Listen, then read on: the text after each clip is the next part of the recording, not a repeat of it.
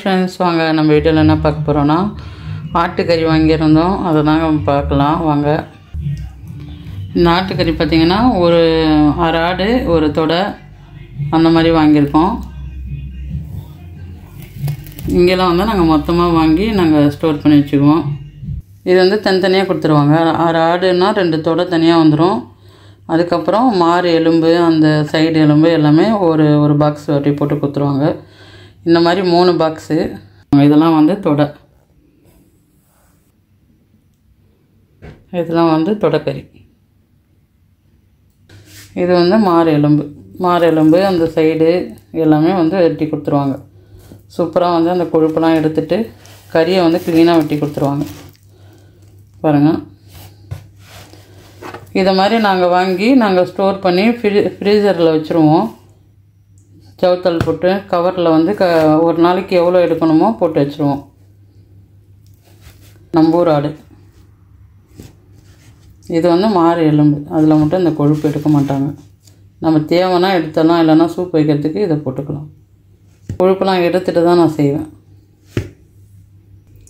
அதே மாதிரி பார்த்திங்கன்னா இந்த கருப்பு டப்பாவில் ஆஃபர் போட்டிருந்தாங்கன்னு சொல்லிட்டு அதுவும் ஒரு 5 பாக்ஸ் எடுத்தாச்சு. இதில் வந்து பார்த்திங்கன்னா 3/4 கிலோ கறி ஒரு பாக்ஸில் இருக்குது பாருங்கள். இதில் வந்து எல்லாமே கறி எலும்பு எல்லாமே கலந்து வைப்போம். ஃப்ரெஷ்ஷாகவே நம்ம வந்து ஆடு ஃப்ரெஷ்ஷாக வந்தோடனே சமைக்கிறதுக்கு எடுத்து வச்சுருக்கேன். கொஞ்சோண்டு சூப் வைக்கிறதுக்கு மாறு எலும்பும் எடுத்து வச்சுருக்கேன் பாருங்க. எல்லா கறியும் வந்து நான் இப்படி தான் வந்து போட்டு வச்சுக்குவோம். கலந்து போட்டுக்குவேன். சதை, முள், மாறு எலும்பு அந்த மாதிரி எல்லாமே கலந்து எடுத்து வச்சுக்குவோம். பார்த்திங்கன்னா எல்லா கறியுமே வந்து நான் வந்து இந்த மாதிரி பார்சல் பண்ணிட்டேன். ஒரு நாளைக்கு எவ்வளோ தேவையோ அந்த அளவுக்கு நான் வந்து எடுத்திருக்கேன். ஒரு வேளை அதிகமாக நான் செய்யணுன்னா 2 பை 3 பை அப்படி அந்த மாதிரி எடுத்து போட்டு செஞ்சுக்குவோம். பாருங்க 15 பை போட்டு வச்சுருக்கேன்.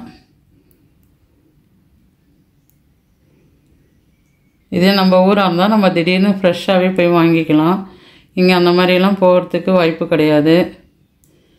இந்த மாதிரி நாங்கள் வந்து மாதத்துக்கு வாங்கிட்டு வந்து வச்சுக்கிட்டு நம்ம எப்போ வேணாலும் எதுவும் இல்லைன்னு சொல்லாத அளவுக்கு நம்ம சமைச்சிக்கலாம். அதுக்காக தான் இந்த வீடியோ. இதெல்லாம் பார்த்திங்கன்னா பாக்ஸோடையே அப்படியே எடுத்து உள்ளே வச்சுருவேன். செய்கிறதுக்காக எடுத்து வச்சுருக்கேன் சூப்புக்கு. அதுக்கப்புறம் சூப் வச்சுட்டு கொஞ்சோண்டு வறுவல் செய்ய போகிறேன். ஃப்ரெஷ்ஷான ஆட்டில் இன்றைக்கி சமையல். எல்லார் வீட்லேயுமே வெளியூரில் இருக்கிறவங்களுக்கு எல்லாத்துக்குமே இந்த மாதிரி ஃப்ரீசர் வந்து பெரிய ஃப்ரீசர் இருக்கும். அதில் வந்து பார்த்திங்கன்னா மீன் எல்லாமே எடுத்து வச்சுருக்கேன். இந்த மாதிரி ரெடிமேட் பரோட்டா இந்த மாதிரிலாம் வந்து கொஞ்சம் அவசரத்துக்கு வாங்கி வச்சுக்கலாம். ஏன்னா சிக்கனை கூட வாங்கி நாங்கள் இந்த மாதிரி வந்து வெட்டி ஒரு நாளைக்கு இவ்வளோன்னு சொல்லிட்டு நாங்கள் பை போட்டு வச்சுக்குவோம். வேறு வழி இல்லை, இப்படி தான் சாப்பிட்டாகணும். ஊரில் இருந்தாக்கா ஃப்ரெஷ்ஷாக சாப்பிட்லாம். உள்ளே இருக்கிறவங்க தயவுசெய்து வந்து ஃப்ரெஷ்ஷாக சாப்பிடுங்க. இது பார்த்திங்கன்னா வஞ்சரம் மீன், வஞ்சரம் துண்டு, நம்ம ஊர் காணாங்கழுத்தை. சந்தையில் மீன் விற்கும், அதுதான் கொஞ்சம் ஃப்ரெஷ்ஷு மீன். வாங்கிட்டு வர அன்றைக்கி செஞ்சுட்டு இன்னொரு தடவை செய்கிறதுக்கு எடுத்து வச்சுக்குவோம். இது வந்து கெண்டை மீன். இந்த மாதிரி அதையும் வாங்கிட்டு வந்து வச்சுக்குவோம். இப்போ நம்ம வந்து கறிங்கெல்லாம் அடிக்கிடலாம் பாருங்கள். இந்த மாதிரி வந்து மூளைக்கு அடிக்க விட வேண்டியது தான். ஏன்னா ஐஸு பிடிக்கணும், அதனால் வந்து கொஞ்சம் மூளைக்கு நம்ம அடிக்க வச்சுக்கலாம். அவ்வளோதான். ஃபைனலாக வந்து நம்ம கறியெல்லாம் எடுத்து எல்லாத்தையும் அடுக்கி வச்சாச்சு பாருங்கள். ஃப்ரீசர் ஃபுல்லாகவே வந்து ஃபுல்லாகிடுச்சு. இதுக்கு மேலே எதுவுமே வைக்க முடியாது. இதெல்லாம் காலியானால் தான் அடுத்தது வாங்கி வைக்கணும். இப்படி தான் ஃப்ரீசர் வந்து எல்லார் வீட்லேயுமே இங்கே இருக்கும். வீடியோ பார்த்ததுக்கு ரொம்ப நன்றி.